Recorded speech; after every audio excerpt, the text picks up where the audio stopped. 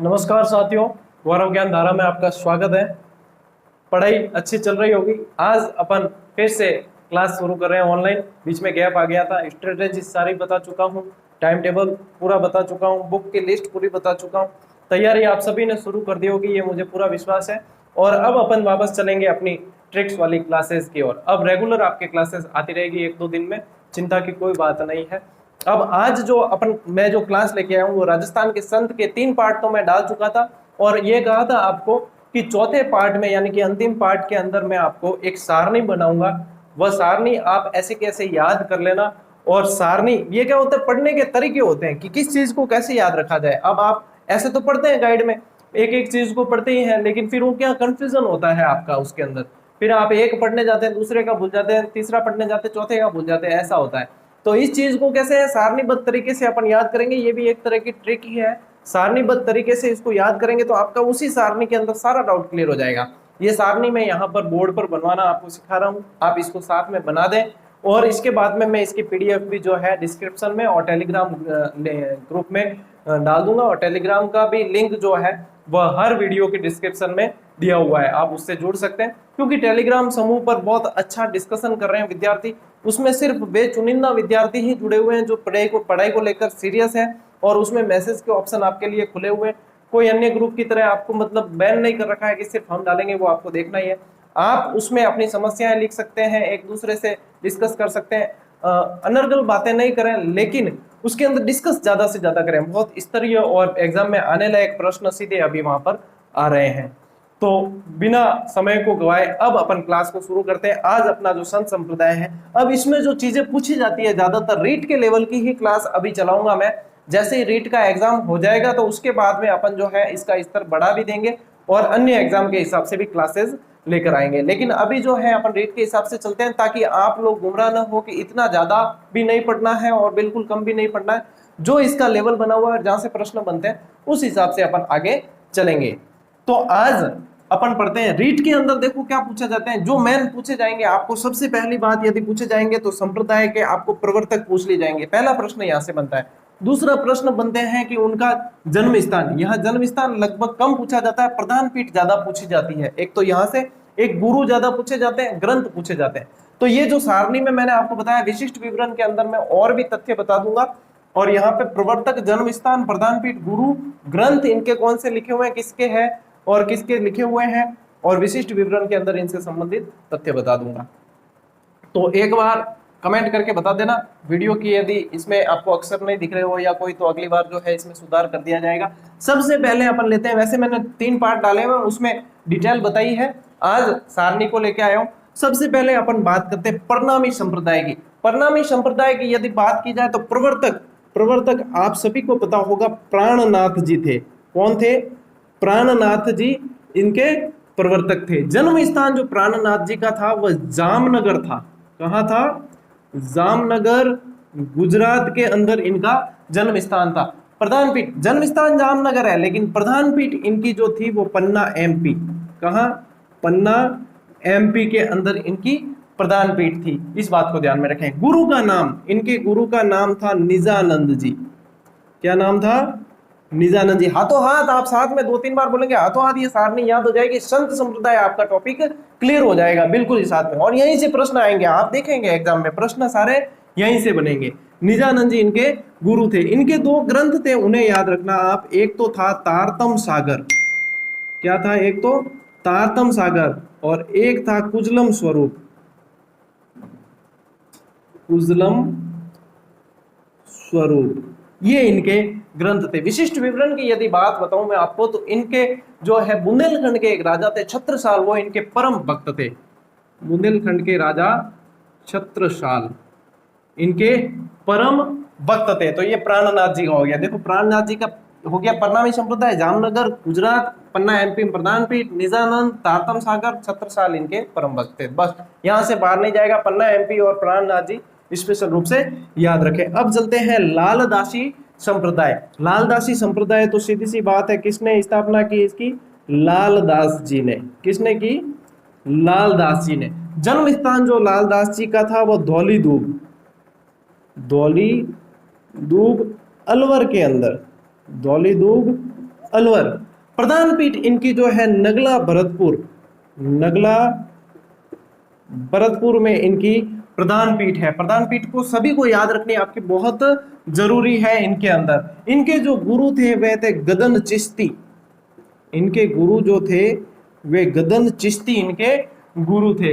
ग्रंथ के अंदर लालदास जी के ग्रंथ ज्यादा मिलते नहीं है कि इन्होंने कौन सा ग्रंथ लिखा है, इसलिए अपन ग्रंथ को, और रीड के लेवल का भी नहीं है, आपके बहुत स्तरीय सवाल आता है तब इनका पूछा जाता है, जो अभी आपके लेवल का नहीं है, इसलिए मैं इसे छोड़ देता हूं। विशिष्ट विवरण के अंदर इनके अंदर यह ध्यान रखना है कि ये जो साधु थे वे स्वयं कमा कर खाते थे, स्वयं कमा कर खाते थे, मांगते नहीं थे, ठीक है ना, स्वयं कमा कर खाते थे इनके साधु। इससे संबंधित निरंजनी संप्रदाय की ओर चलते हैं। निरंजनी संप्रदाय के अंदर जो है वो स्थापना जिसने की थी वो थे हरिदास जी, हरिदास जी। हरिदास जी इनका नाम बाद में पड़ा था, इनका नाम पहले हरि सिंह जी था, ये डकैत थे एक, और इसके बाद में धीरे धीरे इन्हें ज्ञान हुआ और इनके हृदय परिवर्तन हुआ, तो फिर इन्होंने अपना नाम परिवर्तन करके हरिदास जी रख दिया, निरंजनी संप्रदाय की स्थापना की। और क्योंकि डकैत से साधु बने थे तो इसे कलयुग के वाल्मीकि भी कहा जाता है।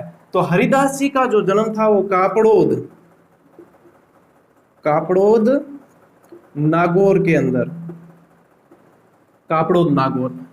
गाढ़ा डीडवाना के अंदर इनकी प्रधान पीठ थी। कहाँ थी? गाढ़ा डीडवाना में प्रधान पीठ थी इनकी। अब इनके देखो गुरु का नाम जो है मैं छोड़ रहा हूं, क्योंकि आपके जिस इस स्तर से ही चलेंगे कि आप उसी स्तर के प्रश्न जहां से आपको पूछे जाते हैं। तो हरिदास जी जो थे, हरि पुरुष की वाणी एक पुस्तक इन्होंने लिखी थी, हरि पुरुष की वाणी, और एक पुस्तक लिखी थी मंत्र राज प्रकाश, जो आज मैंने कम्युनिटी टैब में ये प्रश्न डाला भी था और काफी स्टूडेंट्स के सही जवाब आए। ये जानकर मुझे अच्छा लगा कि आपकी पढ़ाई अच्छे से चल रही है। और यहाँ पे विशिष्ट विवरण में आप ध्यान रख सकते हैं कि इन्हें कलयुग का वाल्मीकि कहते हैं, कलयुग का वाल्मीकि इन्हें कहते हैं। ये निरंजनी संप्रदाय से संबंधित आपके हो गया। बिश्नोई संप्रदाय बहुत डिटेल में मैं पढ़ा चुका हूँ, पार्ट डाल चुका हूँ, आप देख लेना अच्छे से एक बार। बिश्नोई संप्रदाय के अभी सभी को पता होगा कि प्रवर्तक जो थे वो जाम्बोजी महाराज थे। जाम्बोजी इनके प्रवर्तक थे। धनराज इनका मूल नाम था। इनका मूल नाम क्या था? धनराज, यानी बचपन का नाम इनका धनराज था। इनका जन्म स्थान जो है वो पीपासर, पीपासर नागौर में है। इनका जन्म स्थान पीपासर में हुआ। इनकी प्रधान पीठ मुकाम तालवा, मुकाम ही कहते हैं, मुकाम तालवा बीकानेर के अंदर है प्रधान पीठ इनकी। इनके गुरु जो थे वे गोरखनाथ जी थे। गोरखनाथ जी, जसनाथ जी के भी गुरु थे, गोरखनाथ जी बहुत लोगों के गुरु थे। ग्रंथ इनके जो थे वह थे जम्बवाणी, जम्बवाणी, जम्ब सागर, जम्ब सागर, बिश्नोई धर्म प्रकाश, बिश्नोई धर्म प्रकाश, ये इनके ग्रंथ थे। जमवाणी, जम सागर, बिश्नोई धर्म प्रकाश। शबद, शबद जो है इनके जो रचनाएं थी, शबद बिश्नोई संप्रदाय में जब शादी होती है तो वो शबद जो होती है इनकी वाणियां वही वाची जाती है, ऐसा कहते हैं, ठीक है, जम्बवाणी। चलिए विशिष्ट विवरण के अंदर बताऊं तो इन्हें गहला गूंगा कहते थे, क्योंकि ये बहुत कम बोलते थे तो इन्हें गहला, और जोधपुर की साइड में जो है गहला पागल ने किया करें, और इन्होंने भी कहीं कि गहला और गूंगा कहता। एक पाहल शब्द याद रखें इनके अंदर, पाहल। बिश्नोई क्या है? धर्म नहीं है, बिश्नोई एक संप्रदाय है, कोई भी इसमें अपनी सदस्यता ले सकता है। उसे पाहल नाम का एक पानी पिलाया जाता है, उसके बाद में वह बिश्नोई संप्रदाय में दीक्षित माना जाता है। पाहल एक सात्री शब्द आता है। सात्री से क्या होता है? ये सात्री, सात्री, सात्री क्या है कि बिश्नोई धर्म से संबंधित जब जाम्बू जी ने जहां जहां प्रवचन दिए थे उनके प्रवचन स्थल जो थे वह सात्री कहलाते थे। तो ये सारी चीजें आपको बिश्नोई धर्म से याद रखनी है। ये पर्यावरण वैज्ञानिक के नाम से जाने जाते थे जाम्बू जी, पर्यावरण वैज्ञानिक, क्योंकि पर्यावरण प्रेमी है। आप देखते हैं कि बिश्नोई जितने भी होंगे वह जीवों से और पर्यावरण से बहुत प्रेम करते हैं। जाम्बू जी कहते थे कि भेड़ और बकरी को नहीं पालने चाहिए, क्योंकि वो पौधे को उगते ही जो है वो खा जाती है और उससे पौधा वृद्धि नहीं कर पाता है, इसलिए ये कहते हैं। और बिश्नोई संप्रदाय के लोग भेड़ और बकरी का पालन नहीं करते हैं। ये बिश्नोई संप्रदाय से संबंधित आ गई आपके पास में सारणी। अब चलते हैं दादू महाराज की ओर। तो प्रवर्तक जो है दादू संप्रदाय, इन्हें अपन निपंक संप्रदाय भी कहते हैं। इनके प्रवर्तक जो थे संत दादू जी थे। दादू जी का जन्म जो हुआ था वह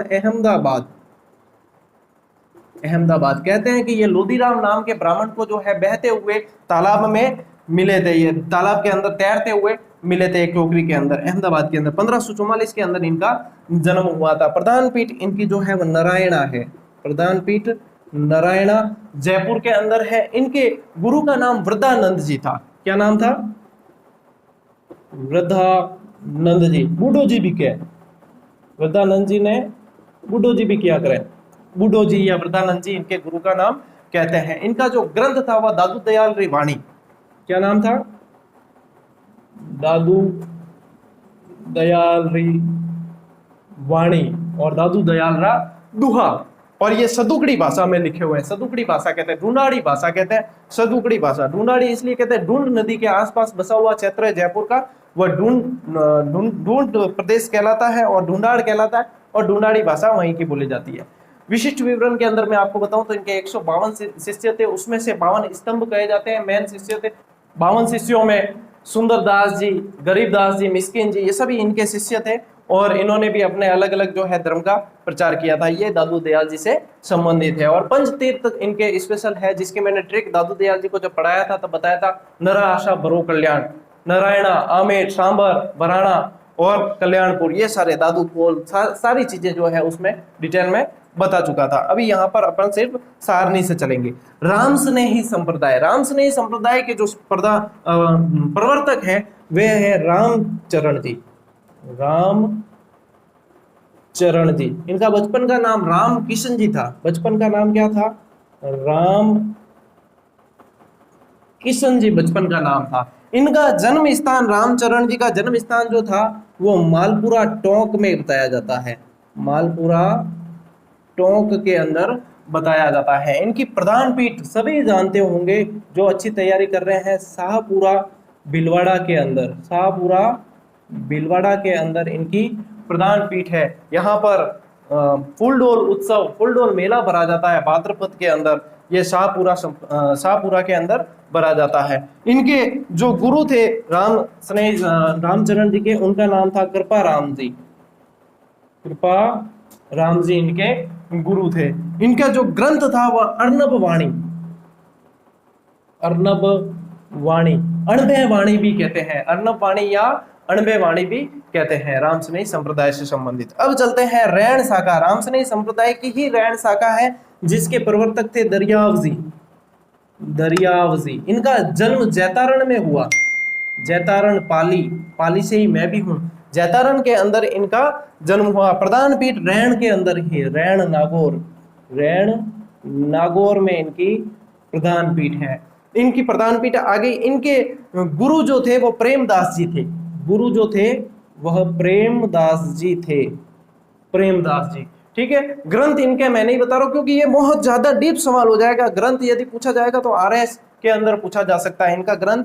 और विशिष्ट विवरण के अंदर यही है कि ये रैण शाखा के प्रवर्तक माने जाते हैं। यहां से बनता है, दरियाव जी से बनेगा प्रश्न या फिर रैण नागौर से बनेगा। आपको गुरु भी इनके लगभग नहीं पूछे जाएंगे। अब आगे चलते हैं, अपन सारणी को आगे बढ़ाते हैं। आगे बढ़ते हैं सिंहतल शाखा की तरफ। राम स्नेही संप्रदाय की ही सिंहतल शाखा के जो प्रवर्तक थे वे थे हरिराम दास जी। ये सारणी यदि आप याद कर लोगे तो आपके लगभग जो है संत संप्रदाय में कंफ्यूजन खत्म हो जाएगा और बिल्कुल सटीक आप उत्तर इसको दे पाएंगे। देखो साथियों, पढ़ते सभी है, सभी पढ़ रहे हैं। अपन फर्स्ट क्लास से लगाकर पढ़ रहे हैं, उसके बाद बीए कर ली, एमए कर ली, बीएड कर ली और अब रीट की तैयारी कर रहे हैं। पढ़ते सभी हैं, लेकिन किस तरीके से पढ़ना है, क्या पढ़ना है, कितना पढ़ना है, ये चीज जो जान लेता है और तरीका जान लेता है, सिलेक्शन उसका हो जाता है। क्योंकि पढ़ते सभी है लेकिन भेड़ चाल में नहीं चलकर अपन को अपनी राह बनानी पड़ती है, तब जाकर हमारा सिलेक्शन हो पाता है। इस बात को बिल्कुल ध्यान में रखें। हरिराम दास जी जो थे, इनका हरिराम दास जी का जो जन्म था वह सिंहतल में ही था। सिंहतल में इनका जन्म था और सिंहतल ही इनकी प्रधान पीठ थी। सिंहतल बीकानेर के अंदर ही इनकी प्रधान पीठ थी। इनके जो गुरु थे वो जयमल दास जी थे। जयमल दास जी काफी किताबों में आपको नहीं मिलेंगे ये, लेकिन इनको नोट कर लें आप। इनके गुरु का नाम जयमल दास जी था, ये छोड़ दें, यहाँ से प्रश्न आपके नहीं बनेगा। खेड़ापा शाखा में जो थे वो रामदास जी थे, रामदास जी। रामदास जी का जो जन्म हुआ था वह हुआ था आपके बीकमकोर जोधपुर, बीकमकोर जोधपुर, खेड़ापा जोधपुर के अंदर ही है, बीकमकोर जोधपुर के अंदर इनका जन्म हुआ था। और इनकी प्रधान पीठ खेड़ापा के अंदर, खेड़ापा जोधपुर के अंदर इनकी प्रधान पीठ, जोधपुर के अंदर इनकी प्रधान पीठ। इनके जो गुरु थे वह ये थे हरिराम दास जी थे, इनके ऊपर वाले हरिराम दास जी इनके गुरु थे। ग्रंथ और ये यहाँ पर आप छोड़ दें। अरे यदि ये सारणी को याद कर लेता है तो मैं कह सकता हूं उसे कि आरएस के प्रीलिम्स में भी यहां से सवाल, इस सारणी में से आपके सवाल। आप लाइट की थोड़ी सी समस्या हो गई, पढ़ाते पढ़ाते लाइट चली गई। अभी आपके लिए जैसे जैसे आगे बढ़ेंगे चैनल में अपन, तो ये समस्याएं सारी दूर करते चलेंगे। लेकिन इस टॉपिक को पूरा कर देते हैं, क्योंकि कहा जा रहा है कि यास तूफान की तैयारी है। अभी आगे आगे ताउते गया है और यास आ गया है। मैंने आपको जब वो वीडियो बताया था कि ताउते नाम कैसे पड़ा, क्या इसके पीछे कारण होता है, कैसे नाम दिया जाता है, उसमें मैंने कहा था कि अगला आने वाला तूफान जो होगा वह यास होगा और यह नाम ओमान द्वारा दिया जाएगा। तो देख लीजिए अगले तूफान की दस्तक हो चुकी है और बताया जा रहा है कि यास आने वाला है। तो यास आने से पहले अपन यस कर लेते हैं और इसको पढ़ लेते हैं। जसनाथ जी, जसनाथ जी की तरफ अपन चलते हैं। तो जसनाथ जी, जसनाथी संप्रदाय जो है वह लाइट आ चुकी है, बिल्कुल मैं सेटअप कर देता हूं आपके लिए। तो जसनाथ जी, जसनाथ जी की तरफ अपन चलते हैं। जसनाथी जो संप्रदाय है उसके प्रवर्तक जो थे जसनाथ जी थे। इस सारणी को अच्छी तरीके से याद कर लेना, आपके काम बन जाएगा। जसनाथ जी का जो जन्म स्थल था वह कतरियासर, कतरियासर बीकानेर, कतरियासर बीकानेर। प्रधान पीठ भी इनकी कतरियासर, कतरियासर बीकानेर के अंदर। इनके जो गुरु थे, मैंने अभी आपको आगे बताया था, गोरखनाथ जी। इनके जो गुरु थे गोरखनाथ जी थे। और इनके जो ग्रंथ थे वह सिंबुदड़ा और कोंडा, सिंबुदड़ा, सिंबुदड़ा और कोंडा। कई जना क्या है कि सर अक्सर छोटा दिखे, तो छोटा दिखे ये वास्ते में जोर जोर बोलूं, गड़ो फाड़ फाड़ बोलूं कि सिंबुदड़ा और कोंडा सभी चीज जो है मैं दो तीन तीन बार दोहराता हूं। आप उसको आराम से लिख सकते हैं यदि लिखते हैं और सारणी बनाते हैं ऐसे कि ऐसे। देखो प्रयास तो मैं तो कर रहा हूं, लेकिन प्रयास आपको भी करना है, क्योंकि सिलेक्शन मुझे नहीं लेना है, मेरा हो चुका है, सिलेक्शन आपको लेना है। मैं जितनी मेहनत कर रहा हूं उससे 3 गुना मेहनत आपको करनी पड़ेगी, अपनी राह अपन को बनानी पड़ेगी। मार्गदर्शन यानी कि रास्ता मैं बता सकता हूं, मंजिल आपको पता है, रास्ता मैं बता रहा हूं, मेहनत आपको खुद को करनी है और आप करोगे, मुझे पता है आप सीट जरूर निकालोगे, मेरा विश्वास है। ठीक है, विशिष्ट विवरण के अंदर बताऊं कि इनके 36 नियम मानते हैं। ये कितने नियम मानते हैं? 36 नियम मानते हैं। अग्नि नृत्य करते हैं। कहते हैं कि जसनाथ जी जो है, जब इनकी माता 1 साल के थे ये तब छोड़कर कहीं बाहर गई थी, अंगीठी से बांध के चले गई थी, तो अंगीठी में बैठ गए थे। कोयला ले लेन खुदरे ऊपर करे, अंगारा ले लेन, जो है अंगारा खुद पर डाले। इनकी माता जी जैसे आई वो डर गई कि अरे ये बच्चा क्या कर रहा है, जल जाएगा। और तब देखा कि ये तो बिल्कुल स्वस्थ है, नॉर्मल है। तब से फिर जो है ये अग्नि से प्रेम करते थे। और इनके जो प्रवर्तक, इनके जो कहते हैं कि अनुयायी जो है वो अग्नि नृत्य करते हैं, फतेह फतेह की आवाज के साथ में अग्नि नृत्य करते हैं। और मतीरे फोड़ने की परंपरा इनके अनुयायियों के अंदर मानी जाती है। ये इनका अपने याद रखना है जसनाथ जी के बारे में। रामानुज संप्रदाय के बारे में ऐसा है कि रामानुज संप्रदाय जो इस संप्रदाय की उत्तर भारत में यदि कहें शुरुआत तो रामानंद जी ने की थी, और उन्हीं के शिष्य थे कृष्णदास पयोहरी। तो रामानुज संप्रदाय की कृष्णदास पयोहरी, पयोहरी इसलिए कहते थे कि दूध से बनी हुई चीजें और दूध से संबंधित चीजें खाते थे, तो कृष्णदास पयोहरी इन्हें कहते थे।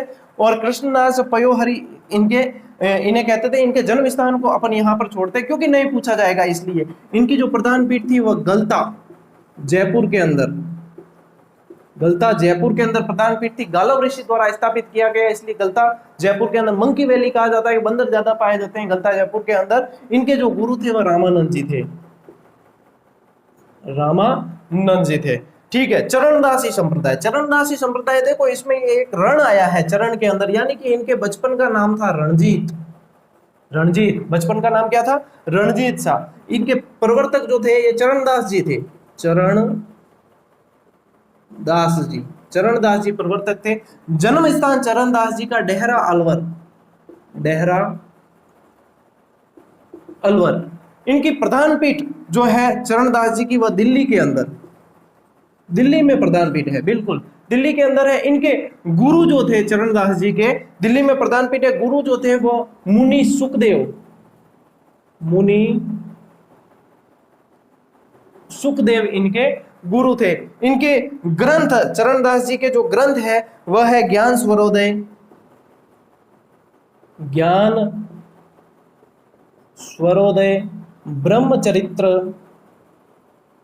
ब्रह्मचरित्र, ज्ञान सागर, ज्ञान सागर, ये इनके जो है ग्रंथ थे। विशिष्ट विवरण के अंदर यदि मैं बताऊं तो दयाबाई और सहजोबाई जो इनकी शिष्याएं थी, इन्होंने नादिर शाह के आक्रमण की भविष्यवाणी की थी, जो सच हुई थी। 1739 में नादिर शाह ने आक्रमण करा और अपानाटू, कोहिनूर और मयूर सिंहासन लेगो। बिन बैटन ने कुर्सी कौन की, कुर्सी कौन ही जटा आन मयूर सिंहासन लेगो। मयूर सिंहासन की तो कीमती हो बहुत ही, और कोहिनूर हीरा भी ले गया। कोहिनूर हीरो के पीछे तो बहुत लंबी स्टोरी है, बहुत जगह गया है, उसकी तो कड़ियां बताएंगे आपको। बिल्कुल जब अपन जुड़े हैं तो अब जुड़े ही रहेंगे, और आगे आपको बहुत सारी चीजें मेरे अंदर, मतलब कहते हैं कि ऐसे मेरे मारवाड़ी में क्या करेगा, उकड़े है मायू, तो मायू उकड़े है, और ये सब चीजें मैं आपको बताने के लिए ही यहाँ पर आया हूँ।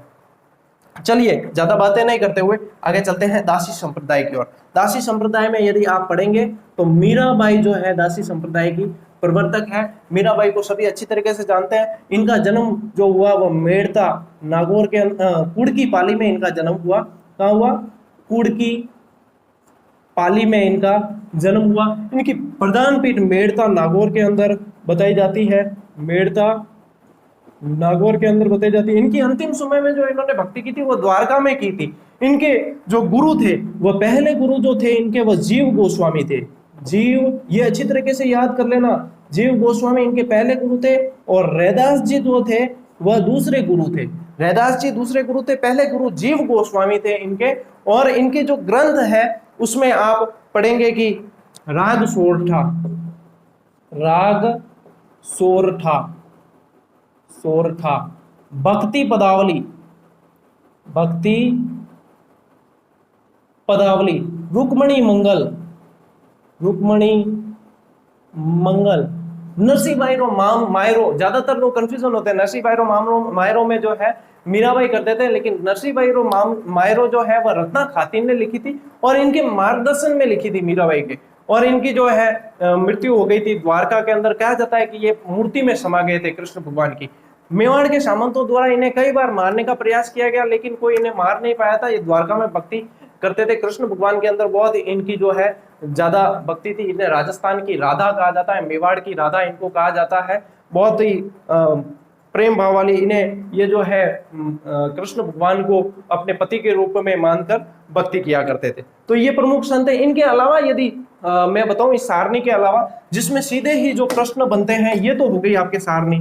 इसकी जो है पीडीएफ वो मैं टेलीग्राम ग्रुप में भी दे दूंगा आपको, और डिस्क्रिप्शन में भी डाल दूंगा, कोई समस्या आपको होगी नहीं। डिस्क्रिप्शन को एक बार जिस भी वीडियो को देखते हैं आप, चाहे किसी भी टीचर का वीडियो देखते हैं, डिस्क्रिप्शन को जरूर चेक कर लेना चाहिए। मैं ये नहीं कहता कि आप सिर्फ मेरे ही वीडियो देखें, आप पढ़ने के लिए कुछ भी देखें। आपका जो मेन लक्ष्य है वो सिलेक्शन है, सिलेक्शन होना बहुत जरूरी है। मैं सिर्फ ये कह दूं कि मेरा वीडियो ही देखो, इसमें से 100% पेपर आएगा, तो मैं गलत होऊंगा। मैं कोशिश करूंगा कि ये सारणी जो है ये 90% खरी उतरे, लेकिन एग्जामिनर के दिमाग को अपन थोड़ी परख सकते हैं। तो इसलिए आप दूसरे भी देखते हैं तो उसमें कोई दिक्कत नहीं है, लेकिन आपका पढ़ने का तरीका सही होना चाहिए।